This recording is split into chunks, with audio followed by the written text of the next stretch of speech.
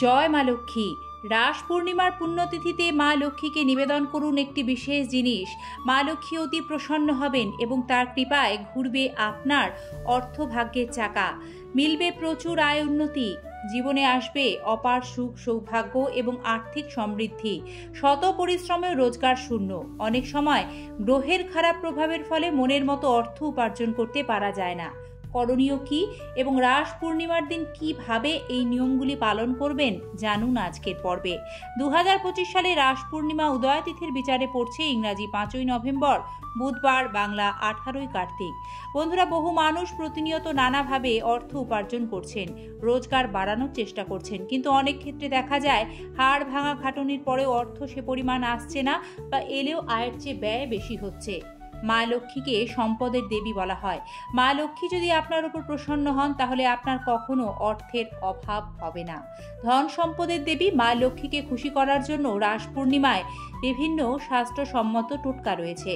তার মধ্যে অন্যতম মা লক্ষ্মীকে বিশেষ একটি জিনিস নিবেদন করা। এটি শাস্ত্রমতে মা লক্ষ্মীর অত্যন্ত প্রিয়। এটি অর্থকে আকর্ষণ করে। এমন আরও কিছু নিয়ম রয়েছে যেগুলি পালন করলে দেবী লক্ষ্মী আপনার সংসারে অধিষ্ঠান করবেন।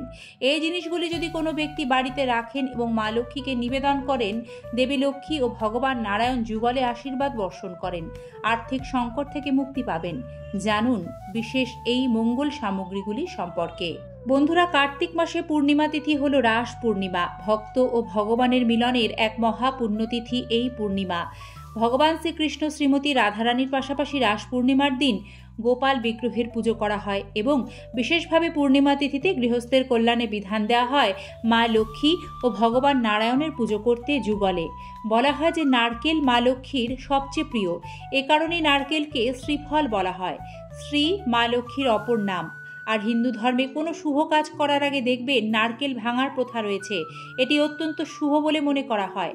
সে কারণে জ্যোতিষবিদরা ও বাস্তুবিদরা পরামর্শ দেন রাস পূর্ণিমার দিন আপনি বাড়িতে একটি নারকেল এনে সেটি মা লক্ষ্মীর উদ্দেশ্যে নিবেদন করুন। এতে মা লক্ষ্মী অতি প্রসন্ন হবেন। তার কৃপা আপনার সংসারের ওপর সর্বদা বজায় থাকবে। সংসারে আর্থিক সংকট আসবে না, উল্টে দেখবেন দ্রুত আর্থিক উন্নতি হবে। দ্বিতীয় যে মঙ্গল সামগ্রী আপনারা মা লক্ষ্মী ও ভগবান নারায়ণকে এই দিন নিবেদন করবেন বা অর্পণ করবেন সেটি হলো একটি শাঁখ বা শঙ্খ, বিশেষ করে দক্ষিণাবর্তী শঙ্খ।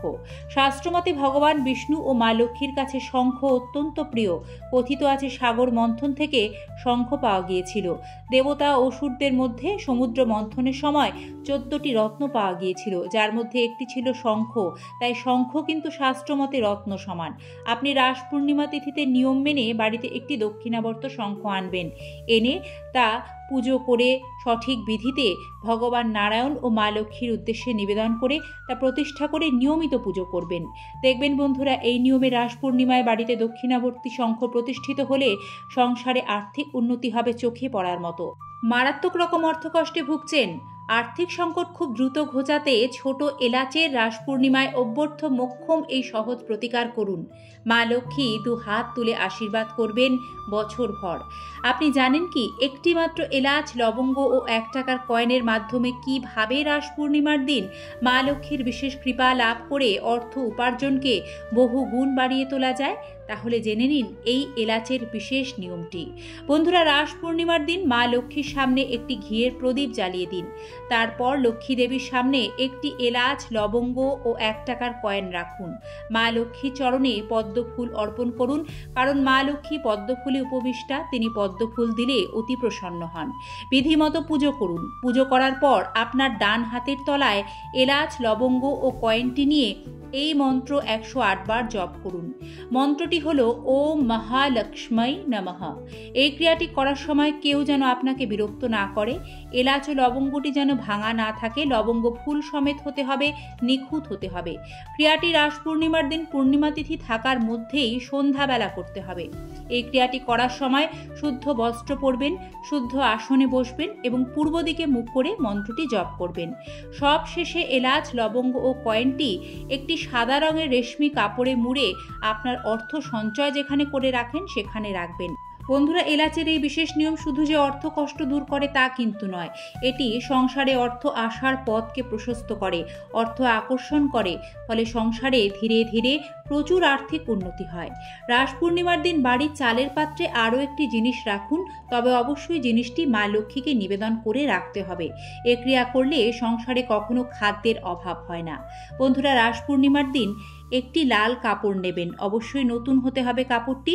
সেই কাপড়ের ওপর 1 গাঁট হলুদ, একটি কড়ি, একটি গোমতী চক্র, একটি গোটা সুপারি রাখবেন এবং এই সমস্ত মঙ্গল সামগ্রী মা লক্ষ্মীর উদ্দেশ্যে নিবেদন করবেন, পুজো করবেন। পুজো শেষ হয়ে গেলে সমস্ত জিনিসগুলি ওই নতুন লাল কাপড়ে ঢেলে ভালোভাবে গিঁট বেঁধে বাড়ির চালের পাত্রে রাখবেন। পান, সুপারি, বাতাসা ছাড়া মা লক্ষ্মীর পুজোই অসম্পূর্ণ। তাই রাস পূর্ণিমার দিন অবশ্যই মা লক্ষ্মীকে গোটা একটি পান, গোটা সুপারি ও বাতাসা নিবেদন করবেন।